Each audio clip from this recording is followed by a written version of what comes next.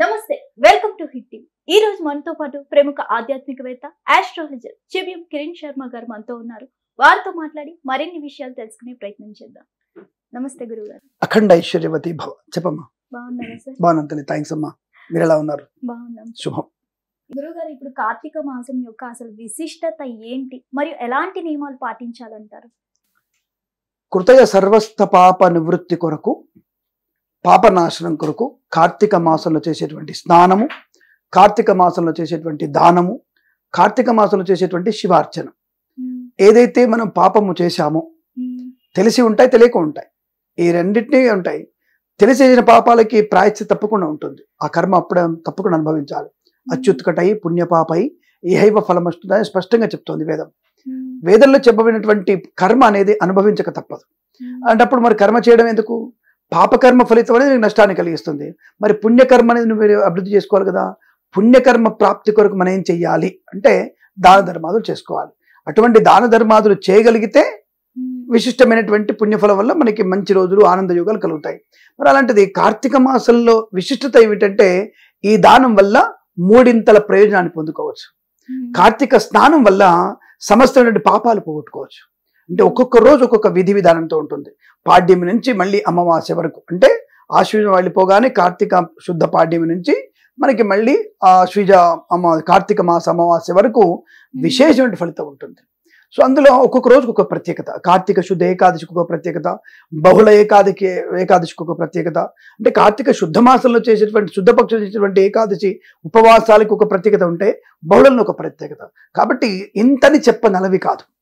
శివుని స్మరణ ఎంతని చెప్పనేలా, ఆయన స్మరణ చేస్తేనే చాలు. ఆ కార్తీక మాసంలో శివ అంటేనే చాలు. అందుకే మీకు ఈ కార్తీక పురాణంలో కొన్ని కథలు చెప్తారు. ఒక కుక్క ఉపవాసం ఉందని, ఒక పాము ఉపవాసం ఉందని. ఇవన్నీ ఉపవాసం ఎలా ఉన్నాయంటే వాటికి ఏమి దొరకక, ఒక కప్పను పట్టుకోవడానికి పాము అలా ఇలా తిరుగుతూ శివాలయానికి వచ్చేస్తుంది. శివాలయం రాగానే శివాలయంలో జనాలందరూ కూడా తెల్లవారుజామున వచ్చి స్నానం చేసేసరికి భయపడది గంటకు చుట్టుకొని ఉంటుంది. ఆ గంట చుట్టుకోండి వాళ్ళు వచ్చి అభిషేకాలు చేస్తూ ఉంటారు, అన్ని చేస్తూ ఉంటారు, మారేడు దళాలు వేస్తూ ఉంటారు. చూసి ఆకలి వేస్తుంటుంది. ఎదురా బాబు వీళ్ళు పోరేంటి, వీళ్ళు చచ్చి వీళ్ళు నాకు న్యాయం పడ్డారని చెప్పేసి బాధపడుతూ అది అక్కడే చుట్టుకొని ఉంటుంది.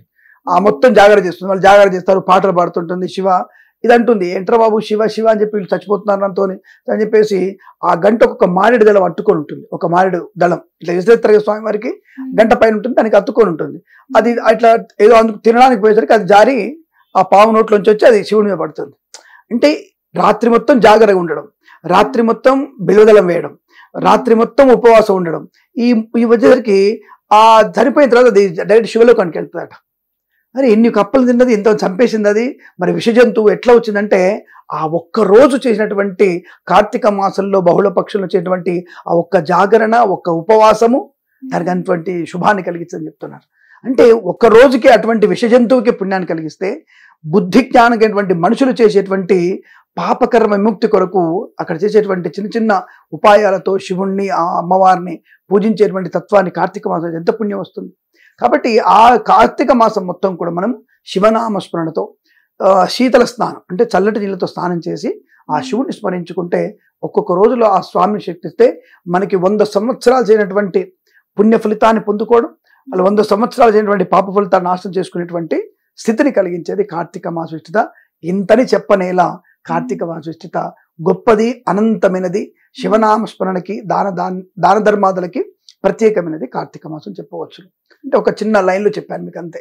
అంటే ఆ మాసంలో శివనామస్మరణ చాలు, మీరు ఏం చేయక్కర్లా. శివనామస్మరణ ఎక్కడైనా దారిలో వెళ్తున్నప్పుడు, అది కూడా అక్కర్లేదమ్మా, ఒక సముద్రం దగ్గరికి వెళ్తున్నావు, చెరువు దగ్గరికి వెళ్ళావు, ఇసుకను తీసుకొని శివలింగలాగా చేసి అక్కడ పక్కన దళం తీసుకొని మారుదం తీసుకొని దాన్ని పెట్టేసి శివ శివ అంటే చాలు, నీకు పుణ్యం ప్రాప్తిస్తుంది. అటువంటి వాడు భోళాశంకరుడు. ఆ భోళాశంకరుడికి ఇష్టమైనటువంటి మాసం కార్తీక మాసం. దామోదరుడికి ఇష్టం ఆ మాసం. అంటే విష్ణుమూర్తికి ఇష్టమైన మాసం కార్తీక మాసం. కాబట్టి విష్ణు అంటాడు, ఎవరైతే ఆ శివుని స్మరణ చేస్తున్నారో వారంటే నాకు ప్రీతి అని చెప్తాడు.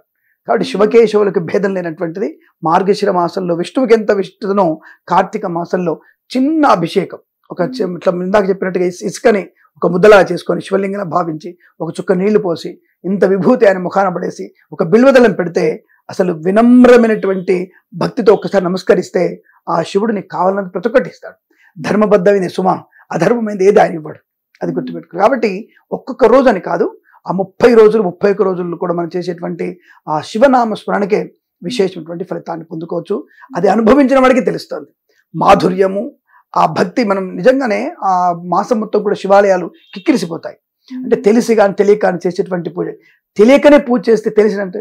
అలాగే ఈ కార్తీక మాసంలో కథ కూడా ఉంటుంది. శివపురాణంలో ఒక దొంగడు ఉంటాడు, దొంగతనానికి బయలుదేరుతాడు. ఇందాక పాములాగానే దొంగతనాన్ని బయలుదేరుతాడు, ఊర్లో అంతా బయలుదేరుతా ఉంటాడు. దొంగ ఎక్కడ దొరకదు వాడికి. కార్తీక మాసం కదా, ఎవరు వండుకోరు, అందరు లేచే ఉన్నారు, ఎవరు వండుకోవట్లేరు, తప్పాలు ఖాళీ ఉన్నాయి, ఏమి లేదు, స్టవ్ వెలగట్లేదు, పొయ్యి మండట్లేదు, తిందామంటే తినడానికి దొరకట్లేదు, వాడికి ఏం దొరకట్లా. పిచ్చోళ్ళ తిరుగుతూ ఉంటాడు. కన్నప్ప కూడా అంతే. కన్నప్ప కూడా ఆ రోజు ఏం దొరకకనే ఆయన కన్నప్ప అయిపోయాడు. సో తిప్పడు కన్నప్పగా మారింది, అదే కథ.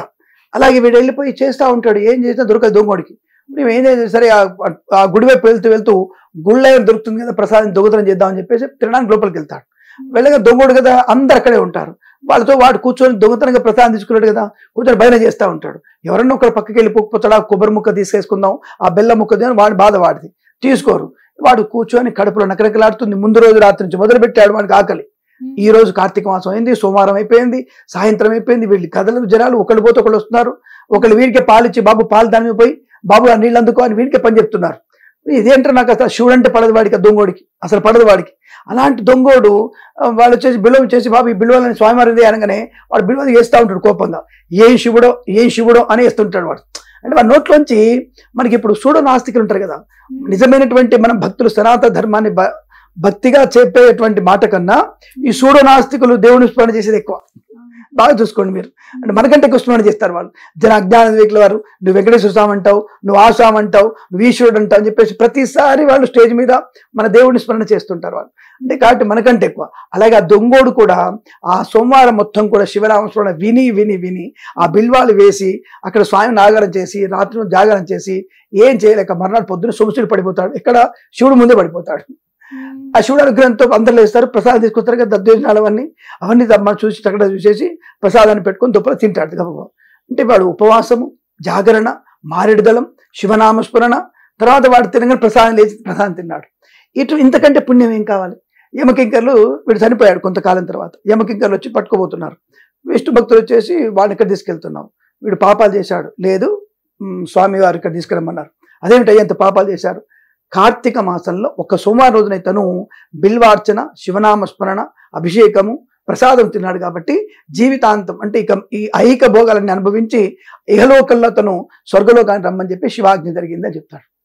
అంటే చెడ్డవాడికి కూడా మంచి శుభమైనటువంటి యోగాన్ని కలిగించేది శివనామస్మరణ. అంటే ఇక్కడ మనం అర్థం చేసుకోవాలింది మడ్డలు మానభంగాలు చేసి శివనామస్మరణ చేయడం కాదు.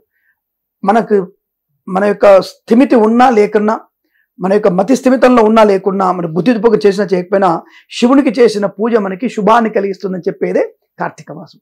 కాబట్టి ఏదన్నా ఒక్కరోజైనా సరే 30 రోజుల్లో ఒక్కరోజైనా వెళ్ళి ఆ శివుడికి 2 బిల్వదళాలు వేసి చెంబడి నీళ్లు పోసి విభూతి పెట్టి స్వామి నమస్కరిస్తే సమస్త పాపాలు తొలగిపోతాయి. అటువంటి విశిష్టమైనది కార్తీక మాసం. తెలిసి తెలియక చేసినటువంటి అభిషేకం జీవితంలో ఉన్నతమైనటువంటి స్థితిని తీసుకెళ్లగలుగుతుంది, అష్టైశ్వర్యాన్ని ప్రాప్తిస్తుంది కార్తీక మాసం. కాబట్టి ఒక్కరోజైనా శివుని స్మరణ చేసి ఆ రోజున ఆ స్వామికి అభిషేకం చేయండి, శుభయోగాలు పొందుకోవచ్చు. చాలా చక్కగా వివరించారు, ధన్యవాదాలు. హిట్ టీవీ యాప్, ఇందులో short news, live news, entertainment shows, movies, digital magazines తో పాటు మీ జిల్లా వార్తలను కూడా ఫ్రీగా చూడొచ్చు. ఇంకెందుకు ఆలస్యం, వెంటనే హిట్ టీవీ యాప్ ని డౌన్లోడ్ చేసుకుని ఫ్రీగా ఎంటర్టైన్మెంట్ పొందండి. Hit TV app, hit TV app, please download hit TV app. Hit TV app ని ఫ్రీగా డౌన్లోడ్ చేసుకుని ఎంజాయ్ చేయండి. మీకు నచ్చిన ఎంటర్టైన్మెంట్ కోసం హిట్ టీవీ యాప్ ని ఫ్రీగా డౌన్లోడ్ చేసుకుని ఎంజాయ్ చేయండి. హిట్ టీవీ యాప్ ని డౌన్లోడ్ చేసుకుని ఆస్వాదించండి, ఆశీర్వదించండి. ఇంతమంది సెలబ్రిటీలు హిట్ టీవీ యాప్ ని డౌన్లోడ్ చేసుకోండి అని చెప్తున్నారంటే ఎంత మంచి యాప్ ఆలోచించండి. అమెరికా అమెరికా అమెరికా అమెరికాలో చదవాలనుకునే వాళ్ళకి విశ్వసనీయమైన పేరు మన శౌర్య కన్సల్టెన్సీ. UK లో 1 year masters, UK లో 1 year masters, 2 years work permit up to 5 years visa. Contact Saurya Consultancy. Contact 89851 89851.